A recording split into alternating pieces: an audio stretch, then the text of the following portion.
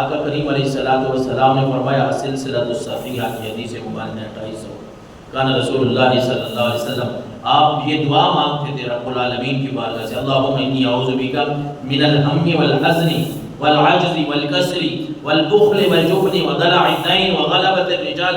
آپ اللہ سے دعا کرتے تھے یا اللہ مجھے بخیلی سے، مجھے کنجوسی سے، مجھے بڑھاپے سے، عذاب قبر سے، ان چیزوں سے مجھے محفوظ رکھنا، خواہشات نفس سے مجھے محفوظ رکھنا.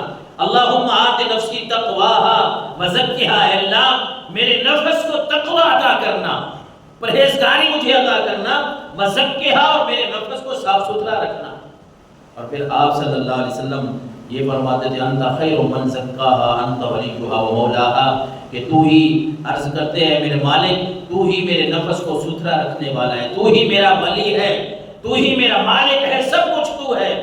اور آپ اپنی دعا میں یعنی انسان بعض دفعہ یہ ہوتا ہے کہ اپنے آپ کو بہت کچھ سمجھ بیٹھتا ہے. جس طرح پچھلی حدیث رسول میں ایک حدیث میں نے یہ خلاصہ بتایا کہ اللہ کے نبی نے فرمایا یہ گناہ بھی بندے کو ہلاکت میں ڈالنے والا ہے. خود پسندی بندہ اپنے آپ کو بڑا اچھا سمجھے.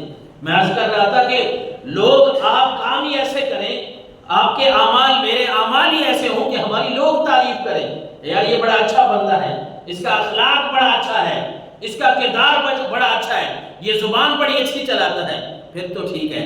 لیکن بندہ اگر اپنے آپ کو صحیح سمجھنے لگ جائے اور اپنے آپ کو سارا کچھ سمجھنے لگ جائے، اللہ کے نبی نے فرمایا یہ بندہ پھر ہلاکت میں پڑ جاتا ہے، ہلاکت میں چلا جاتا ہے. اس لیے اللہ کے نبی نے یہ دعا کی رب کے سامنے اللہم انی اعوذ بک من علم لا ینفع، اے اللہ مجھے اس علم سے بھی بچانا جو مجھے نفع دینے والا نہ ہو، جو نقصان کا باعث ہو.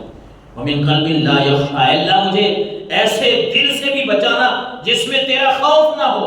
ومن نفس لا تشبع، اے اللہ مجھے ایسے نفس سے بھی بچانا جو کبھی رجتا ہی نہ ہو، سیر ہی نہ ہوتا ہو، ایک خواہش پوری کی دوسری کی طرف، دوسری کی تیسری کی طرف، ہزاروں خواہشیں پھر نکل آتی ہیں.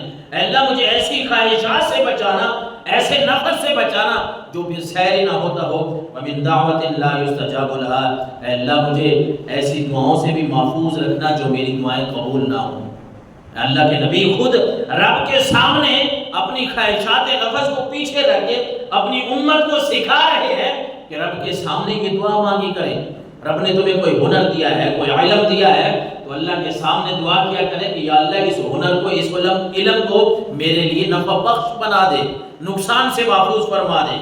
اور اللہ کے نبی صلی اللہ علیہ وسلم نے فرمایا، حضرت عمر فرماتے ہیں، حضرت عمر فاروق رضی اللہ تعالیٰ عنہ، یعنی اللہ کے نبی صلی اللہ علیہ وسلم کے پاس کیا کچھ نہیں تھا، لیکن اس کے باوجود بھی آپ نے دنیا کی تمام باتوں کو چھوڑ کے، ترک کر کے اللہ کے نبی صلی اللہ علیہ وسلم نے وہ راستہ اختیار کیا جو فقر کا ہے. اپنی امت کو بھی یہ درس دیا.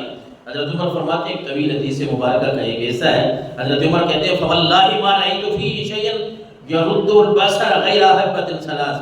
حضرت عمر فرماتے ہیں لوگوں میں اللہ کی قسم اٹھا کے کہتا ہوں، میں اللہ کے نبی کے پاس گیا، میں نے دیکھا کہ صرف 3 کھالوں کے سوا، 3 چمڑوں کے سوا کوئی اور چیز مجھے نظر نہیں آئی. کوئی مجھے ایسی چیز نظر نہیں آئی جو بادشاہ استعمال کرتے ہیں، جو بڑی اچھی چیز ہو، بڑی عمدہ ہو. بس عام سی چیزیں وہاں پڑی ہیں اور وہ بھی صرف 3 کھالے ہیں.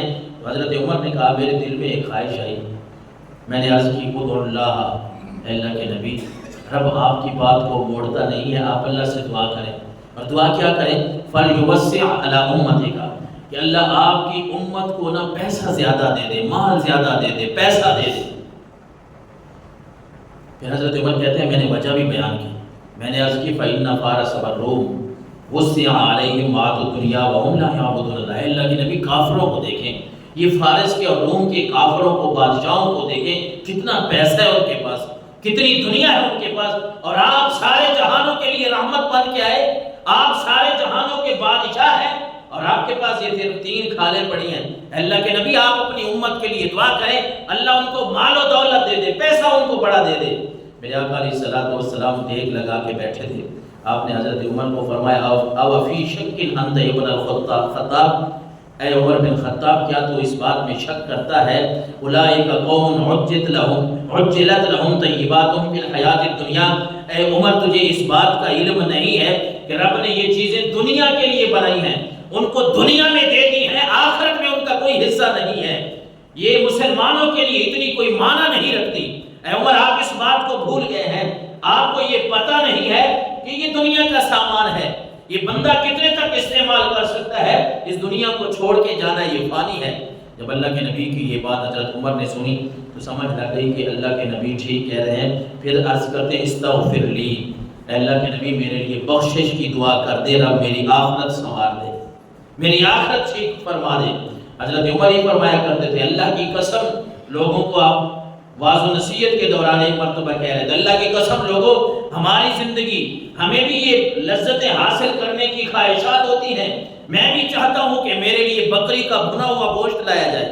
حضرت عمر لوگوں کو کہہ رہے، لوگوں میں بھی چاہتا ہوں میرے لیے بکری کا گوشت ہو، میں اس کے ساتھ کھانا تناول کروں، میدے کی روٹی ہو، مشکیزے میں نبیذ ہو، اس وقت کا بہترین شربت تھا۔ کہتے ہیں میں بھی یہ چاہتا ہوں ہمارے پاس یہ چیزیں ہوں۔ ایک طرف یہ باتیں ہم سنیں، اور یہ کوئی قصے کہانیاں نہیں ہیں، یہ حقیقت ہے۔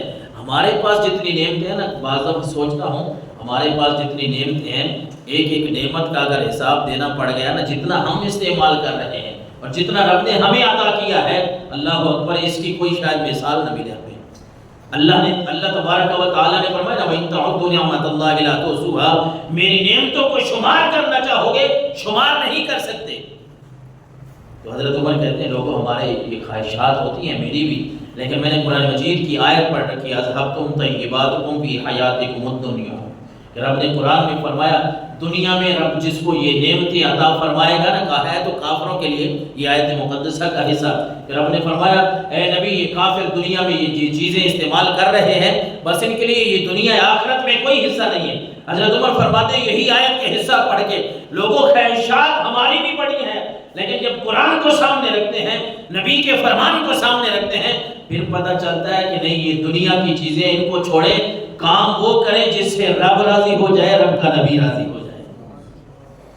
اور حضرت ابو ہریرہ سے روایت ہے، جو فقراء ہیں نا، مساکین ہیں، جو غریب لوگ ہیں، ان کو کبھی پریشانی کا سامنا نہیں کرنا چاہیے۔ دنیا کی زندگی ہے، خیر پیسہ انسان کے لیے مجبوری ہے، لیکن اللہ کے نبی صلی اللہ علیہ وسلم نے خوشخبری سنائی کہ وہ اتنا لمبا دن قیامت کا جو 50,000 سال کا آتا ہے، اللہ کے نبی صلی اللہ علیہ وسلم نے فرمایا یدخل فقراء المسلمین الجنہ قبل اغنیائہم، کہ یہ غریب لوگ جو ہے نا، یہ امیروں سے پہلے جنت میں جائیں گے، اور کتنا پہلے جائیں گے؟ بنصف یوم، آدھا دن امیروں سے پہلے جنت میں جائیں گے۔